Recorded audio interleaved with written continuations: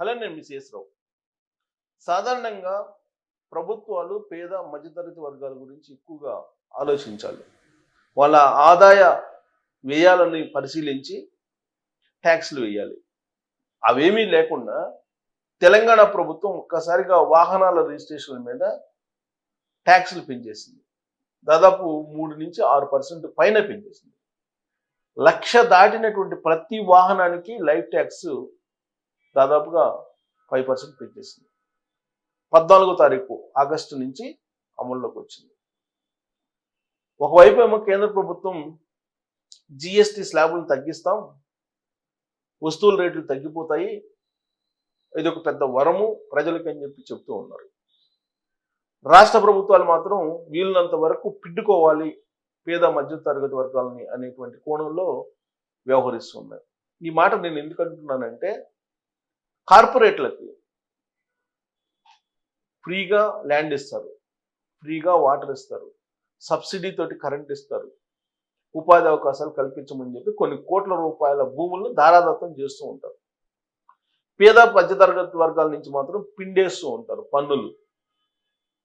ఈ పన్నులు పరోక్షమైనటువంటి పన్నులు పిండుతారు. ప్రత్యక్షమైనటువంటి పన్నులు ఒక ఎంప్లాయీస్ మాత్రమే సఫర్ అయ్యేది ప్రత్యక్ష పన్నులు. పరోక్షమైనటువంటి పన్నులు ప్రత్యక్ష పన్నుల కంటే ఎక్కువగా ఉంటుంది. ఈ పరోక్ష పన్ను బాధుడు ఇప్పుడు తెలంగాణ ప్రభుత్వం బాధేస్తూ ఉంది. దీని మీద అనేక మంది ప్రభుత్వాన్ని అడిగినప్పటికీ కూడా ఆదాయ వనరులు పెంచుకోవాలి కాబట్టి మేము ట్యాక్సులు పెంచుతున్నాం అని చెప్పి అంటున్నారు. గతంలో ఎప్పుడు లేని విధంగా లైఫ్ ట్యాక్స్ని పెంచారు, రిజిస్ట్రేషన్ ఛార్జెస్ని పెంచారు. పోనీ దానికి తగిన విధంగా సౌకర్యాలు కల్పిస్తారా? రోడ్డు సౌకర్యాలు, ట్రాఫిక్ లేకుండా చేయగలుగుతారా అంటే లేదు. 1,00,000 లేకుండా ఎవరైనా సరే బండి కొనగలరా? ఏదైనా మోటార్ బైక్ కానీ ఏదైనా కానీ, లాస్ట్కి స్కూటీ కూడా 1,00,000 పైనే ఉన్నాయి. 1,00,000 పైన పడినటువంటి అన్ని వాహనాలకి, ఆల్మోస్ట్ అన్ని వాహనాలకి లైఫ్ ట్యాక్స్ పెంచేస్తుంది తెలంగాణ ప్రభుత్వం. ఒక్క గ్రీన్ ఎనర్జీ తోటి నడిచేటువంటి వాహనాలకి తప్ప, అంటే ఎలక్ట్రిక్ వాహనాలకు తప్ప మిగతా వాటి అన్నిటికీ పెంచేశారు ట్యాక్సెస్. ఈ ట్యాక్స్ బాధుడితోటి సోషల్ మీడియాలో రేవంత్ రెడ్డి గారి ప్రభుత్వాన్ని ఒక రేంజ్లో ఆడుకుంటూ ఉన్నారు. అసలు ఇంత ట్యాక్స్ పెంచాల్సిన అవసరం ఏమొచ్చింది? ఎందుకు పెంచారు? పెంచినటువంటి ట్యాక్స్లకు అనుగుణంగా మీరు సౌకర్యాలు కల్పిస్తున్నారా? పార్కింగ్ సౌకర్యాలు కల్పిస్తున్నారా? ట్రాఫిక్ లేకుండా చేయగలుగుతున్నారా? ఇలా క్వశ్చన్ చేస్తూ ఉన్నారు. ఎందుకు ఆ ట్యాక్స్ ఏంటి? ఆ జీవో నెంబర్ 53-54లో ఏం పొందుపరిచారు? ఎలాంటి కండిషన్స్ పెట్టారు? ఎలా ట్యాక్స్లను బాధపోతున్నారు అనే దాని మీద సోషల్ మీడియాలో బాగా వైరల్ అవుతుంది. వైరల్ అవుతున్నటువంటి ఒక వీడియో నేను మిషన్ తెలంగాణ అనేటువంటి ఒక అకౌంట్లో నేను చూసాను. మిషన్ తెలంగాణ పోస్ట్ చూశారు. ఈ మిషన్ తెలంగాణ బహుశా ప్రతిపక్షాల్లో ఉంటుంది. ప్రతిపక్షాలు ఎప్పుడు కూడా ప్రజల వాయిస్ని వినిపిస్తాయి అని చెప్పేసి అనుకుంటూ ఉంటాం. ఈ మధ్యకాలంలో ప్రతిపక్షాలు కూడా మంచి కానీ చెడు కానీ రెండింటినీ ఒకే రకంగా చూస్తున్నాయి. మంచిని కూడా చెడు రూపంలో చూస్తున్నాయి, చెడుని కూడా చెడు రూపంలో ఎలాగో చూస్తారు. కాబట్టి ఇప్పుడు ట్యాక్స్లు పెంచినటువంటి దాని మీద మాత్రం ప్రతిపక్షాలు చేస్తున్నటువంటి విమర్శలు, ఆరోపణలు ఆహ్వానించదగ్గవే. ఎందుకంటే అంత లైఫ్ ట్యాక్స్ పెంచాల్సిన అవసరం లేదు. సో దానికి సంబంధించి మిషన్ తెలంగాణ పేరుతోటి సోషల్ మీడియాలో ట్విట్టర్ వేదికగా కానీ, ఫేస్బుక్ వేదికగా కానీ, ఇన్స్టాగ్రామ్ వేదిక కానీ అనేక పోస్టులు వస్తున్నాయి. చూడండి, వాహనాల లైఫ్ ట్యాక్స్ పెంపు పేద మధ్యతరగతి వర్గ ప్రజలు నడ్డి వేరవడమే, పన్నుల భారం వేసి పేద ప్రజల రక్తం పీల్చాలని చూస్తున్న కాంగ్రెస్ దుర్మార్గ వైఖరిని తీవ్రంగా ఖండిస్తున్నాం. మాజీ మంత్రి ఎమ్మెల్యే హరీష్ రావు ఆదాయం సమకూర్చడంలో కాంగ్రెస్ పార్టీకి అపారమైనటువంటి అనుభవం ఉందని బట్టి ఇటీవల చెప్పారు. చెప్పిన మాటలను రేవంత్ రెడ్డి ఈ రకంగా నిజం చేసి చూపిస్తున్నాడు. జీవో 53-54లతో కొత్త వాహనాలపై లైఫ్ ట్యాక్స్ పెంచి ప్రజలపై భారం వేసిండు. పేద మధ్యతరగతి ప్రజలను దొంగ దెబ్బ కొట్టిండు రేవంత్ రెడ్డి. ఈ రోజుల్లో ఏ ద్విచక్ర వాహనం కొనుగోలు చేసినా 1,00,000 దాటి ఉంటుంది. రైతులు, చిరు వ్యాపారులు ద్విచక్ర వాహనాలను వృత్తి, ఉపాధి పరంగా కొనుగోలు చేస్తుంటారు. సో లగ్జరీ ఐటెం కాదు ఇది. ఇది 2 వీలర్ అనేది ఇప్పుడు అవసరం అయింది. ఇప్పుడు 2 వీలర్ అనేది ప్రతి ఒక్కరికి, రైతులకు కానీ లేదా మధ్యతరగతి వర్గాలు వాడేటువంటి వివిధ వృత్తులు చేసుకునేటువంటి వాళ్ళకి కానీ అవసరంగా ఏర్పడింది. 1,00,000 దాటిన ద్విచక్ర వాహనాలపై లైఫ్ ట్యాక్స్ను 12% నుంచి 15% పెంచడం దుర్మార్గం.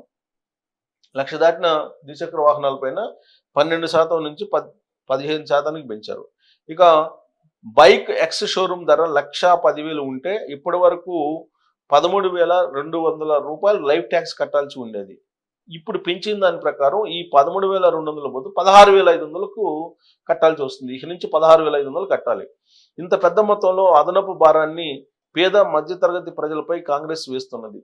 కారు కొనుక్కోవాలనేది సాధారణంగా ఎవరికైనా ఉండే కోరిక. అప్పో సప్పో చేసి లోన్ తీసుకున్న మధ్యతరగతి ప్రజలు కొనుగోలు చేస్తుంటారు. వారి ఆశలపై కాంగ్రెస్ నీళ్లు జల్లింది. 10 లక్షలు లేనిదే కారు రాని పరిస్థితి. ప్రస్తుతం మార్కెట్లో 10 లక్షలు లేని ఏ కారు రాదు దాదాపుగా. అలాంటి కార్ల మీద కూడా లైఫ్ ట్యాక్స్ వేసి ప్రజల కోరికలను సొమ్ము చేసుకుంటున్నాడు రేవంత్ రెడ్డి. 10 నుంచి 20 లక్షల కారు కొంటే 17%గా ఉన్న పన్ను శాతాన్ని ఇప్పుడు 18%కి పెంచింది. అంటే దాదాపు 20,000 అధిక భారం కొనుగోలుదారులపై కాంగ్రెస్ ప్రభుత్వం వేస్తున్నది. సో 20 లక్షలు దాటితే 2%, 50 లక్షలు దాటితే 3%, ఇట్లా అడ్డగోలుగా పన్నులు పెంచి ప్రజలు నడ్డి విరుస్తున్నాడు. సో 10 లక్షల నుంచి 20 లక్షల మధ్యలో అయితే 17 నుంచి 18% చేశారు. 20 లక్షల కారు దాటితే కనుక ఇప్పుడు 2% పెంచారు. ఇప్పుడు వరకు ఉన్నటువంటి ట్యాక్స్ని దాని మీద 2% 20 లక్షలు దాటితే పెంచారు. 50 లక్షలు దాటితే 3% పెంచారు. సో 20 లక్షలు 50 లక్షలు అంటే ఇది అబోవ్ మిడిల్ క్లాస్ అనుకోవాలి. ఇక కమర్షియల్ వాహనాల పన్నులు కూడా పెంచారు. ఇది 20 లక్షల పైగా ఉంటే 20%కి ఉన్న పన్నును 22%కి పెంచారు. 50 లక్షలు దాటి 25% పన్ను కట్టాలని నిర్ణయించారు. సో 50 లక్షల పైన కారు ధర ఉంటే 25% పన్ను కట్టాలి మీరు. కమర్షియల్ వెహికల్స్ పైన పన్ను పెంచడం వల్ల చివరకు అది మార్కెట్పై ప్రజలపైనే ఆ భారం పడుతుంది. అవును, కమర్షియల్ ట్యాక్స్ల మీద కనుక వెహికల్స్ మీద పన్ను పెడితే ఆ వాహనానికి పడినటువంటి ధరను బేస్ చేసుకొని రేపు రాబోయే రోజుల్లో అతను ఛార్జ్ చేస్తారు. హ్యామ్ మోడల్ పేరిట రోడ్లను ప్రైవేటు కంపెనీలకు 15 నుంచి 20 సంవత్సరాల వరకు అప్పజెప్పే నిర్ణయం జరిగింది. హ్యామ్ మోడల్ కోసం రుణాలు సేకరించేందుకు ట్యాక్స్ పెంచడం శోచనీయం. సో ఈ హ్యామ్ మోడల్ పేరిట ప్రైవేట్ వాళ్ళకి అప్పచెప్పారు దీన్ని. వాళ్ళకి 15 నుంచి 20 సంవత్సరాలకు ఈ కాంట్రాక్ట్ ఇచ్చారు రోడ్లు. ఈ మెయింటెనెన్స్ కోసం ఈ ట్యాక్స్ని పెంచారని చెప్పి వినిపిస్తుంది. కంపెనీలకు మొబలైజేషన్ అడ్వాన్సులు యాన్యుటీలు చెల్లించడం కోసం టోల్ ద్వారా వసూలు చేయబోమని చెబుతూ మరోవైపు దొంగదారులు ఈ పన్నులు పెంపు చేయడం సిగ్గుచేటు. లైఫ్ ట్యాక్స్లు రిజిస్ట్రేషన్ ఛార్జీలు పెంచడం ద్వారా ప్రజల రక్తం పీలుస్తున్నాడు రేవంత్ రెడ్డి. బ్యాంకు వద్ద అనా పైసా అప్పు పట్టట్లేదని, ఢిల్లీకి వెళ్తే అపాయింట్మెంట్ కూడా ఇవ్వట్లేదని చెప్పులు ఎత్తుకెళ్లేందుకు వచ్చిన దొంగల్లా చూస్తున్నారన్నారు రేవంత్ రెడ్డి. ఆదాయం కోసం పన్నులు విధించడం మార్గంగా భావిస్తున్నాడు. పేద మధ్యతరగతి వర్గాల ప్రజలు నడ్డు విరుస్తున్నారు. ఈ దుర్మార్గ తీరును తీవ్రంగా ఖండిస్తున్నాం. సో ఇది మిషన్ కాకతీయాలో పోస్ట్. సో కాబట్టి ఇప్పుడు జీవో నెంబర్ 53, 54 వాహనాల రిజిస్ట్రేషన్ల మీద పెంచారు. సో రాబోయేటువంటి రోజుల్లో కేంద్ర ప్రభుత్వం ఏం చేస్తుందనంటే హెల్మెట్లు ISI మార్కు ఉన్న హెల్మెట్లు వాడాలి అని చెప్పి చెబుతుంది. అలాగే మొత్తం రవాణా శాఖలో ఉన్నటువంటి నిబంధనల్ని మార్చేసుకుంటూ వస్తున్నారు. ఫైన్ల యొక్క మోతాదును కూడా పెంచారు. ఇంతకు ముందులాగా కాకుండా 1000 రూపాయలు మినిమం చేస్తున్నారు. సీటు బెల్ట్ పెట్టుకోకపోతే లేదా హెల్మెట్ పెట్టుకోకపోతే ఇలా రకరకాలుగా చేస్తూ ఉన్నారు. సో మొత్తం మీద రవాణా శాఖ నుంచి ఆదాయం పెంచుకునేందుకు తెలంగాణ ప్రభుత్వం సిద్ధమైంది. మరి దీని మీద మీ కామెంట్ ఏంటి అనేది తెలియజేయచ్చు. Thank you.